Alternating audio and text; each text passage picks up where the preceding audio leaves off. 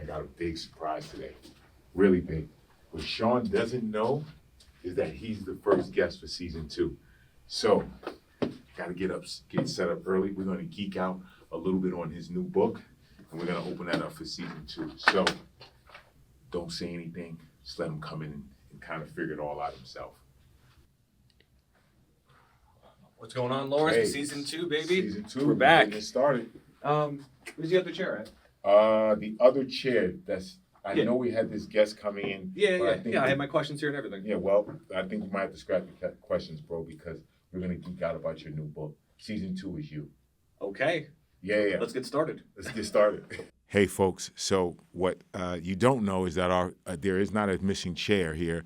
Sean is actually our first guest for season 2. I'm going to geek out a little bit, like I said, on his new book. Sean, I'm going to turn it over to you just to open us up, and then we're going to just jump right into it. Absolutely, Lawrence. And Lawrence, I'm kind of on the hot seat today. But everybody, welcome back to our first episode of season 2, Lawrence. Can you believe it that they're letting us do it? They're letting us do again? It. Yeah, the real estate is low, so yeah. and we're paying in Things cryptocurrency. In cryptocurrency. We're paying in cryptocurrency. I love it. So anyway, welcome back to our first episode of season 2 of Leap Into Business, the official podcast of the School of Business here at Lehman College. And don't forget, our school of business here at Lehman is the only school of business at a public institution of higher education in the Bronx or in Westchester. Excellent. All right, Sean, I'm going to introduce you guys to my partner in crime. Oh, geez.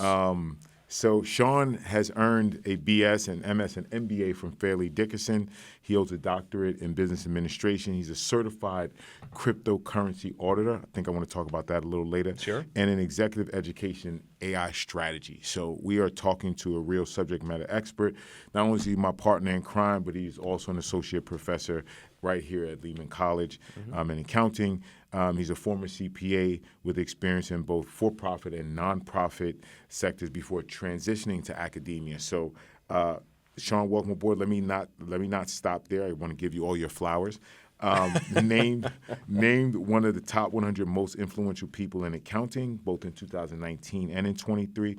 Winner of the NJCP Ovation Award for Innovation, recognized as a 40 under 40 in accounting profession. I wish I was 40, but we'll talk about that later.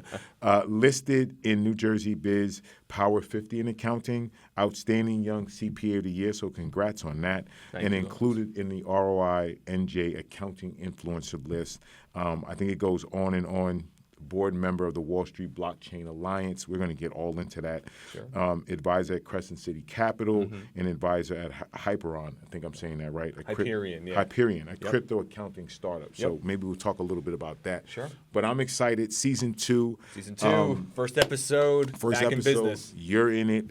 I had to cancel a lot of guests. Oh, yeah? Make this. Yeah, man. So why'd you cancel the guests? I could have been the last episode. I wanted to. Or just not on the I kind of wanted to roster at promote all. it. The book just came out. I got my signed copy. How'd you get a copy of that anyway? Was that the one that I brought you last week? This was the one the publisher sent me. The publisher sent you This one? was the one the publisher sent me. I'm still waiting on the author copy, so that's interesting. Yeah, this is the one the publisher. I got some connections. Got some inside track. All right, we're gonna jump into it. Let's do it. I'm gonna take your questions away Okay. because you're just gonna be answering questions. Oh, I'm just gonna be answering questions Just gonna be today. answering questions.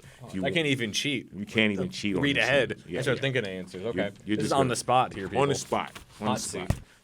All right, you can look at your bio if you want. Okay. All right. Thanks. Let's talk about blockchain and AI synergies. And this is for me.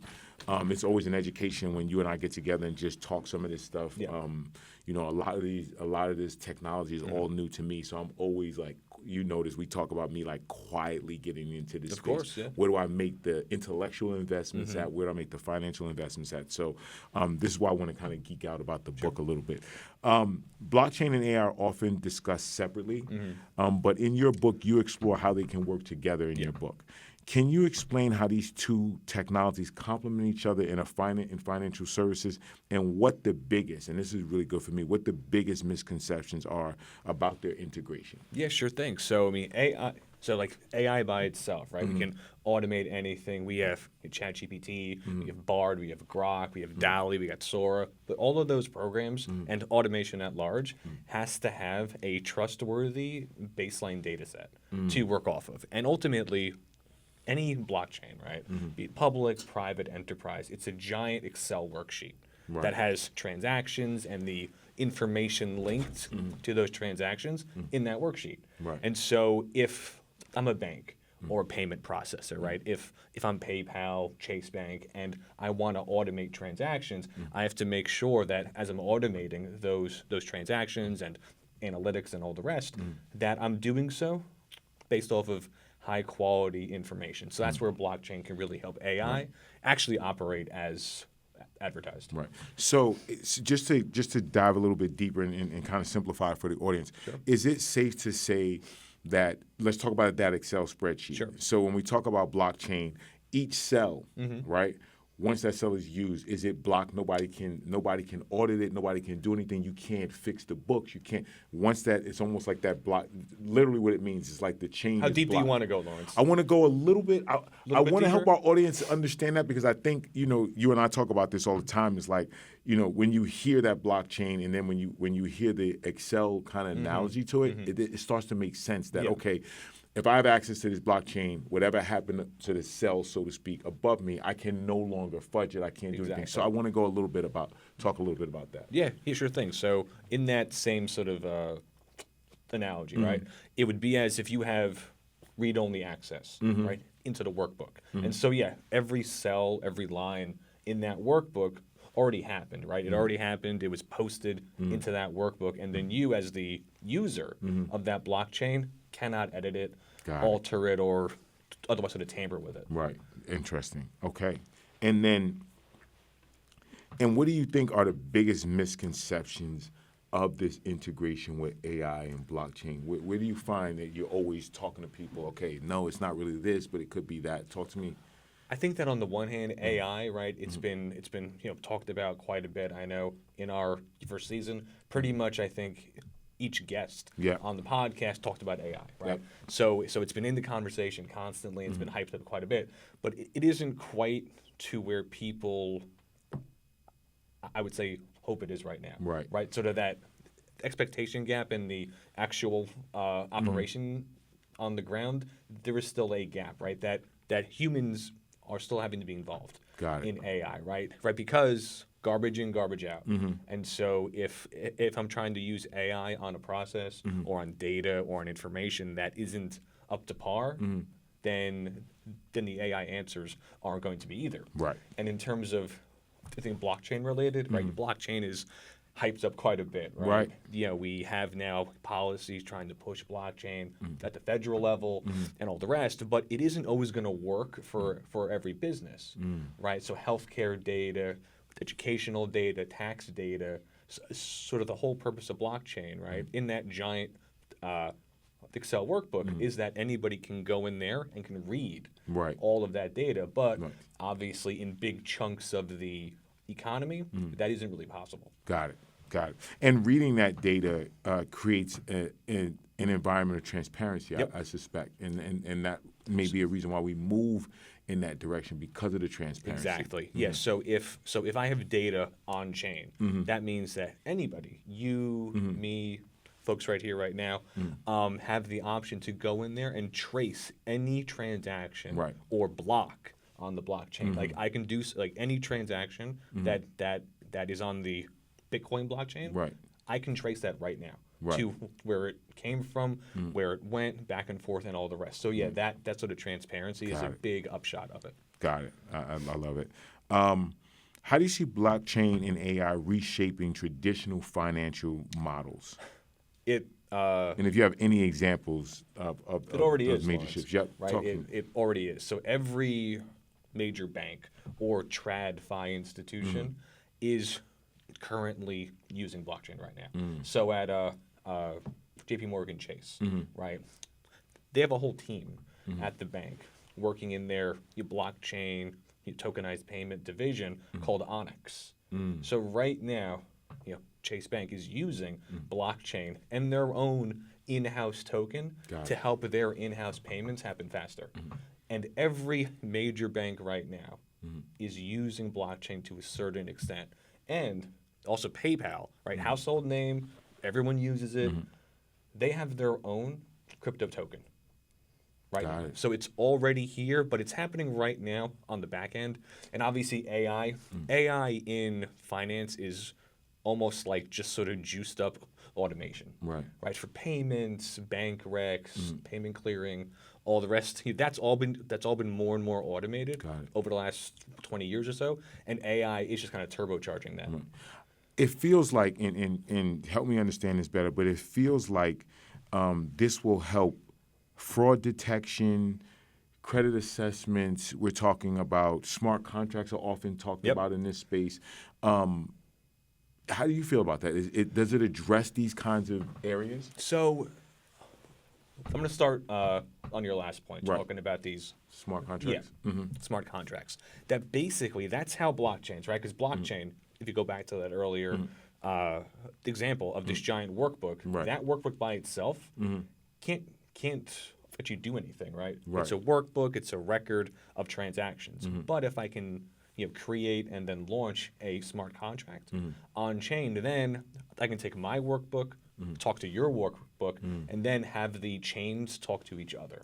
Right, so that's how blockchains talk to other blockchains and other IT systems. Let's walk the audience through that a little bit. Just really a lot from my understanding. So these questions aren't as easy as the questions for our usual guests. No, this. Look, usually it's like, tell us about yourself. What does leadership mean to you? I know. Tell us a personal story. I'm getting hard here. You're getting hard. I mean, I think this is good because I think where the landscape is going. What's in your mug, Lawrence? What's in your mug? This is because you're coming in hot. I confess it is a little bit more than water. Just little coffee here, but I asked that question because I think that as our accounting students are getting into the workforce and these topics are at the top of corporate America and what they're talking about, I would love for them to understand it a little more so that it's a conversation in an interview or this is how I understand it. So when we talk about smart contracts and blockchains, talking to blockchains, let's walk through that a little bit. Sure. So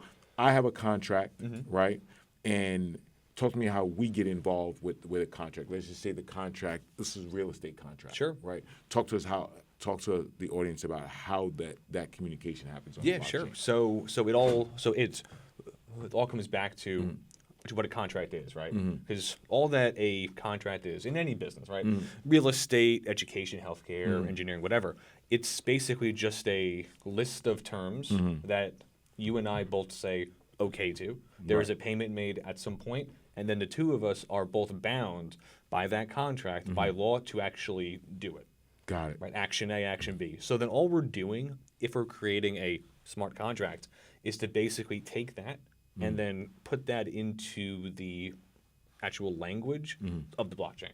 So for instance, the most common one is going to be on the Ethereum blockchain. Got it. So can we break that contract down? Absolutely. Like in terms of agreements, hey, Sean, I don't agree with this term. Like I agree with everything else. Like let's just say if it was physical. I agree with page 1 through 5. Okay, in page 6 terms of contract, I'm not comfortable with that. Is basically in the blockchain says we taking care of page 1 through 5. You guys are talking about page 6. Like how does that? That's the one sort of wrinkle, right, Lawrence? Is that right now for most of these applications, you have to have that ironed out up front before you even got it. Got it. Yeah, because once you have the contract written and it's on chain, then it's going to execute as it was written. As it was written. Got it. You can edit it in some further follow-up contracts, but in that contract itself, it's going to execute. It's executed automatically. Got it. Thank you for that. Oh, and also on the whole idea of fraud and unethical behavior, I mean there have been frauds that have happened in the blockchain space, in the crypto space. We had Mt. Gox back in 2016. We had FTX back in 2022, and then just recently we had the hack of I think Bybit, right? But if you actually pop the hood on those frauds and all the rest, they don't usually have anything to do actually with blockchain or Right. tokens. It's all just kind of usual fraud, right? So Usually accounting fraud on the back end. yeah, accounting fraud, internal control issues, Right. commingling of funds. So to answer the actual question there, I would say that AI and blockchain can help keep fraud in check. Right. But if you have bad actors that are motivated, Right. there are always options to help them outsmart Right. any tools. Right. No, that makes a lot of sense. With blockchain and AI really, really disrupting financial services and regulators scrambling to kind of keep up, what are these technologies' biggest compliance and accounting challenges? Is it, because sometimes I just How much think time do we have for this I know, podcast, and this one, folks? and It's so gonna be here all day. I'm going to lead you a little bit on Okay. this one because sometimes I feel like it can be a change of an administration. It could be at a state level, or this is what we want to do. So talk to me about. I can imagine we're trying to, in your efforts, trying to get to some kind of standard kind of protocol, right? How are you watching this scramble happen for regulate? Like, what's happening? Do you feel like where we're going? Yeah, sure. So obviously, well, I would say first things first, right? Blockchain and crypto, they are an international business, right? That there are countries all over the world that are vying to become like the crypto hub, right? Wall Street is the finance hub of the world. There are other countries out there trying to become the new sort of crypto hub. Right. And so in terms of the overall policy conversations here in the U.S., there has been sort of a pivot, right? We have a new team in the White House in charge of agencies, and so based under sort of that leadership, they are pivoting to be more pro crypto and pro innovation. But in terms of actually passing laws, passing bills through Congress or at the very state levels, that is going to take time, right? Executive orders, press conferences, holding conferences at the White House, great stuff for that. Right. But in terms of trying to pass laws, that's where really sort of the nuance and sort of the backroom, issues really do happen. But in terms of that, I do think there has been a pretty sizable pivot towards more of a forward-looking outlook now on these tools, right? Because ultimately, blockchain-based payments, tokenized payments are going to transform how payments are done here in the U.S. and anywhere else. And banks are already doing it. PayPal's doing it. MasterCard, Visa, they're all allowing transactions in crypto as we speak today. Interesting. That's really interesting. So it's kind of important for us here at the U.S. and at colleges and at institutions to, even if we don't see eye to eye on everything else, right? These tools are transforming finance in real time. And so all of us have to be, one, aware of that, and two, able to sort of embrace that wave. Right. No, I like that. You highlight several world applications of blockchain and AI in the financial services in the book.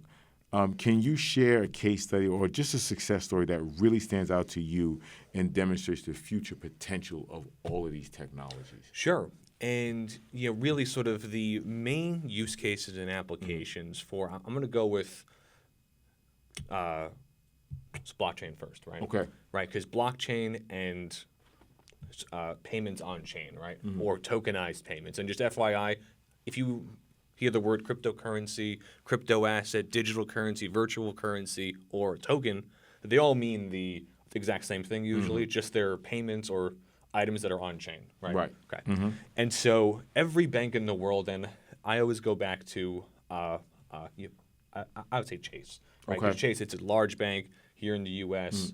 Everyone knows it, right? They implemented their own token called, at the time, and I forget what it's called now, but it's called JPM coin Okay. at the time.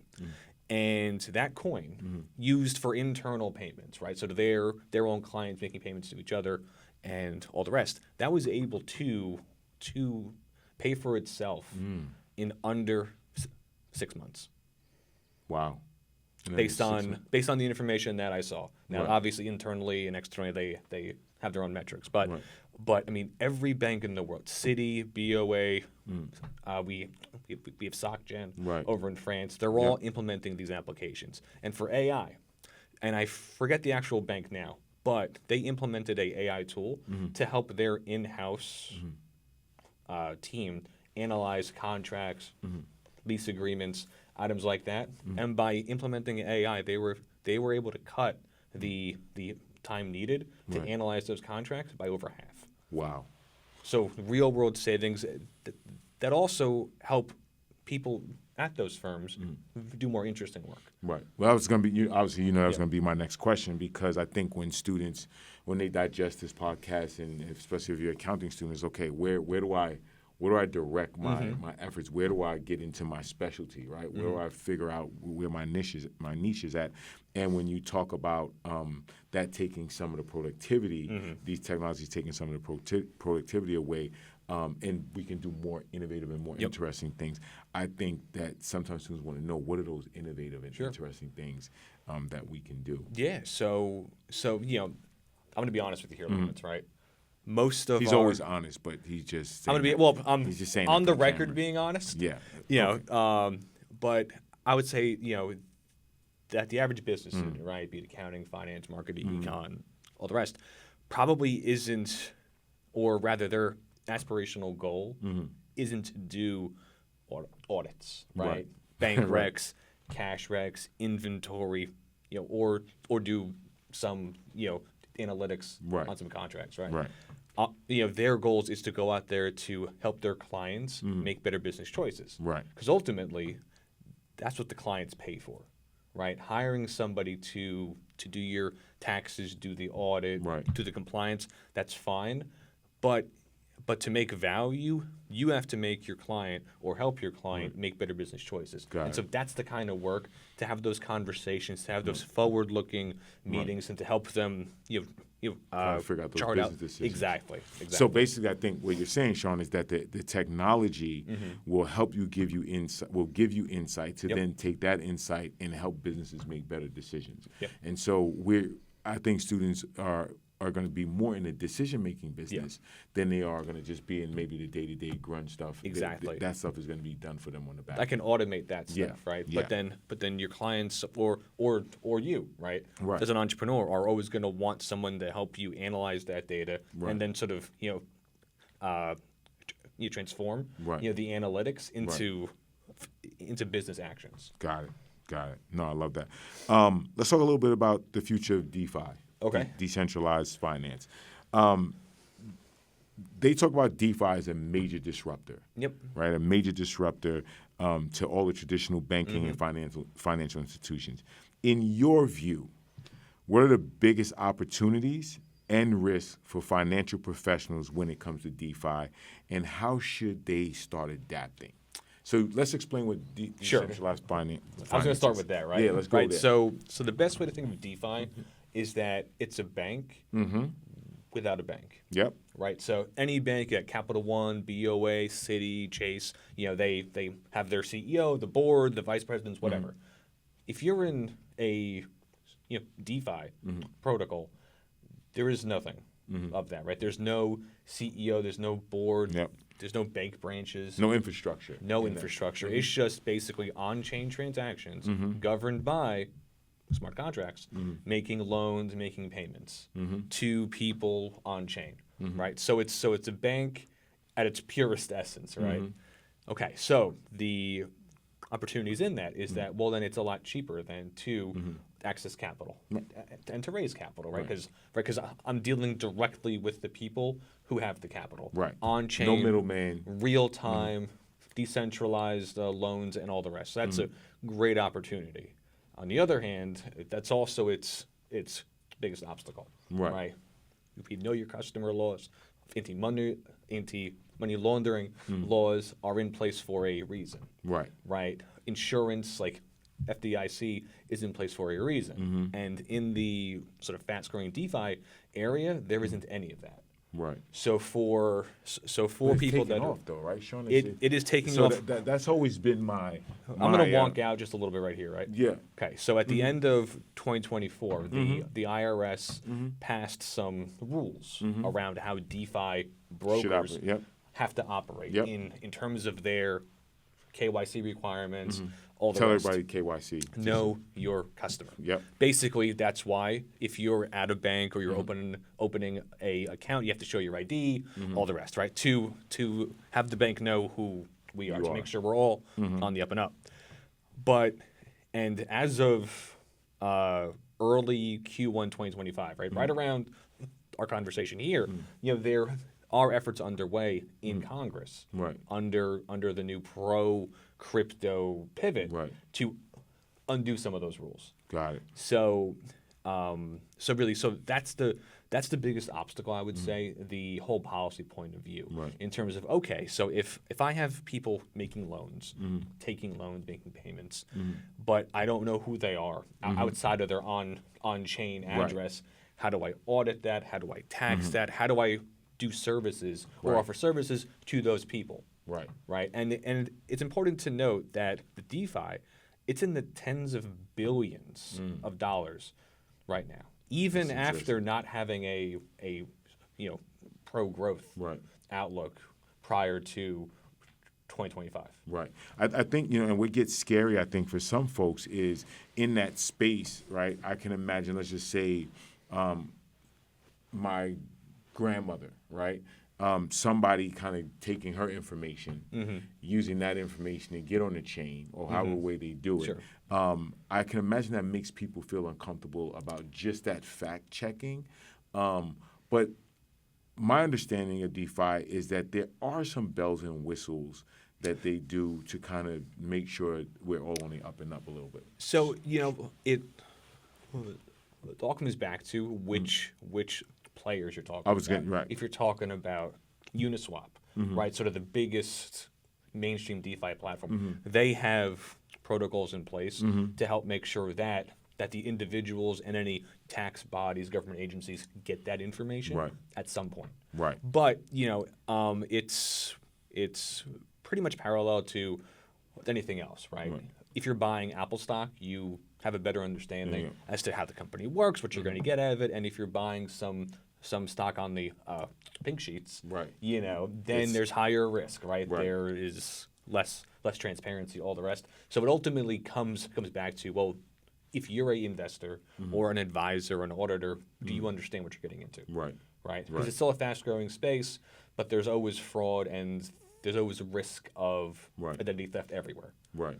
Yeah, I mean, I feel, before I get into the next question, I just feel that we're in a space where people want a little bit more autonomy, a little bit more freedom. They're tired of the brick and mortar. Sure. They want to be able to, our worlds operate online, and so they want to be able to bring everything, bring Absolutely. their whole lifestyle online with very little regulations of their lifestyle. So I just feel like that space is growing. But then there's also this other contingent of people who, like myself, maybe okay, I need to know why we're doing back this, it up how a we're little doing bit, it. So I can imagine that these things are going on, and so it's growing. Yeah, and I've often said for a while now that every other service and your business model is personalized, customized, and on demand. Right. Even industries like healthcare. Right. There is online medicine. You have telehealth, and there are pros and cons of that too. But every other industry is personalized, customized, and on demand, except accounting, finance, taxes, and all the rest. So then it's kind of not surprising that people are becoming more and more interested in those options. Right. To your point. That's their lifestyle. That's their lifestyle. Okay, cool. We know AI is increasingly being used in auditing, risk assessment, and financial forecasting. Do you think, Sean, AI will ever fully replace human decision-making? Now, we talked about the decision-making, but do you think AI will fully replace human decision-making in these areas, or will it always need some kind of human element to ensure accuracy and all the ethical considerations that go with it? Yeah, so in terms of AI, right, sort of, I always like to sort of outline this, right, that AI, it's fast-growing, it's been hyped up, everyone's using it, auditors are doing so right now. I have conversations with people at the audit partner level that are using AI right now to help them automate things, to analyze more data in real time, all the rest. But in terms of AI ever sort of pushing out humans altogether. Right. That is, I think, going to be influenced by the industry, business factors. It's also going to be influenced by, policy, right? That at the government level, at the sort of institutional level, do they want to outsource that whole process to AI, right? And also, just add some background here. ChatGPT is free. Gemini is free. Grok is free. So if all of these AI tools are free, we're the product, right? Right. And so all of these tools are owned and controlled by private corporations. And OpenAI, the maker of ChatGPT, has had their ongoing drama in terms of board composition, who's in charge of it, is it a for-profit, not-profit? So I do think it is going to be half, are the tools capable of doing it? And then also, do the firms involved feel comfortable outsourcing all of that to an AI tool that is, in essence, controlled via some other corporation? Right. Right. So, but I don't think it's ever going to totally replace the need for human oversight, Right. because there are always errors that can happen. Right. And there are also biases that can be Right. embedded into AI that have been found. Right. Right. Yeah, I mean, I think that's on top of mind for everybody. Yeah. I mean, you watch, obviously, big businesses can scale Yes. much bigger Much than faster. small businesses. Big businesses have more of a leeway. Like we know in small business, if you get a bad rating in a small business, it takes 25 good ratings to kind of drown out that one bad rating. So you can imagine that delicate balance they do in business. And so I'm sure that they, too, need to move to a more automated process just to keep up. And so I think people get concerned about how big of a role human beings will play going forward. So that's very interesting. I want to pivot a little bit and talk about the talent gap in blockchain and AI. Many professionals in finance feel unprepared for this landscape of blockchain and AI. What skills do you think they should focus on to both stay competitive and relevant, and how can universities like ours and professional organizations better prepare the workforce for these changes that are coming? Yeah, so the whole issue of the talent gap or the pipeline, right, for the CPA field at least, right? It's a big issue that took 35 years to get here, so it is going to take some time to fix. But in terms of technologies like blockchain and AI, it really is up to the individual and their institutions to be proactive, right? So here at Lehman, we have courses, We do. minor in these topics. We have a digital asset conference. So it's up to us to be forward-looking, to allow our students to be forward-thinking. Right. Right, to have Love the that. opportunities to even be in the room to have these conversations, right? Because now it's kind of a dangerous time in terms of these tools. Everybody's heard of blockchain, heard of Bitcoin, heard of AI, has used ChatGPT for recipes, directions, whatever. But see, and at that point is honestly where most errors happen, right? Where folks know just enough to get themselves into trouble. and so it's important to have the right environment to allow people to ask questions, to really pop the hood, to go through, okay, so actually, how does blockchain work? Right. What is it, right? Right. Why is it so important? How do tokens work? How does Bitcoin work? And then how does AI answer me, right? How is that large language model actually formed? So that's the most important part right now, right? Because it's impossible to be a expert on all things or to up to date on every new Because iteration. things changing, right? It's exactly. changing fast. But if you have the headset to be proactive, forward-thinking, forward-looking, and are just constantly trying to keep up with it, I would say that's the best way right now. I mean, I feel to be open-minded. And I feel, we talk about this too, is like as a public college, right, we often have to, I use my Abraham Lincoln quote, we don't rise to the occasion, we have to rise with the occasion because things are changing so fast. And I think, when you find small institutions that can't do this stuff, staying as things begin to, technology begins to move forward, we have to move forward with them. Yep. Now, I think we're lucky because we understand that concept from the School of Business as a whole. Absolutely. But schools can't afford to leave this kind of technology behind. Schools can't afford to say, hey, this is, we're an academic institution. We're not worried about what industry is doing. How do you feel about academics in this space and what they have to do to keep students relevant in the workforce? How do you feel what's their role in this space? Are we on the record? We're on the record. Okay. Oh, man. Oh, wow. This whole conversation. We're on the record. No, but in terms of the role of academics and institutions of higher education, right? Obviously, most institutions don't have the budget, the people, or the bandwidth, right, to be up to date on every new tool, every new application of DALL-E or Grok 3 or whatever. But it really is, I think, up to them to, one, inform their current students of, one, how these tools are being used, two, the impact of these tools right now, right, good and bad, and three, how these tools being used are going to impact these jobs, and also how these tools and applications are changing what you're covering today in Chapter 8. Right. So in Chapter 8, it's about auditing inventory.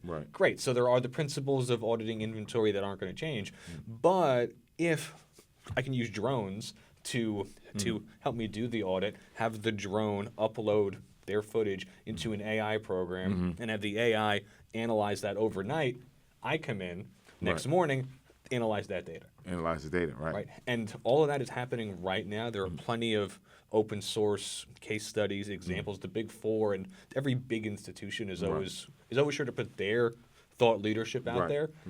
So it is up to us to be up to date and to have our students be aware of and to be able to have conversations on these topics and how they're going to impact their current roles and their future roles. Right.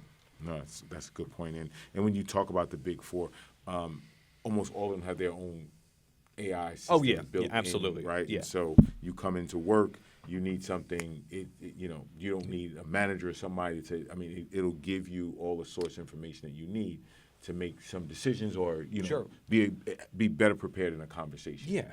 And there is that expectation that is growing that the new hires or the new entrants aren't going to have to know everything about AI or blockchain or Internet of Things, but they are going to have to be able to have conversations on it and to understand how to use it and how not to use it. Exactly. Right. And a quick anecdote there is that I've been telling students more and more that if you're at a client site or in a meeting and your client is asking you questions, if you don't have the baseline knowledge and understanding of how these things work and you're always using AI for everything, your client or your manager isn't going to like that too much going forward. Yeah. So you got to do the homework.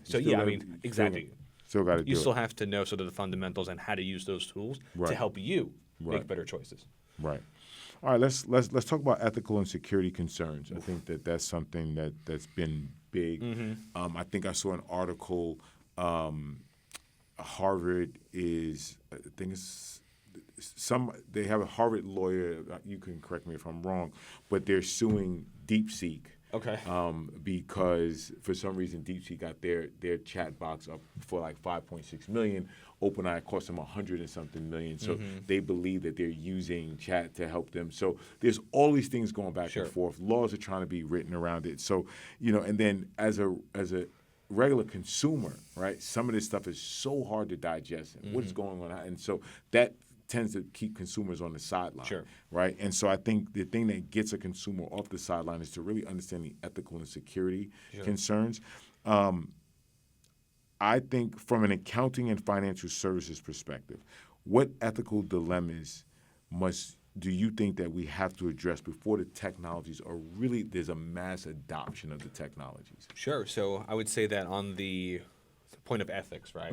One is that are people comfortable handing over their information to some AI bot to arbitrarily make choices for them? Right. The answer is probably not yet. Not yet. One.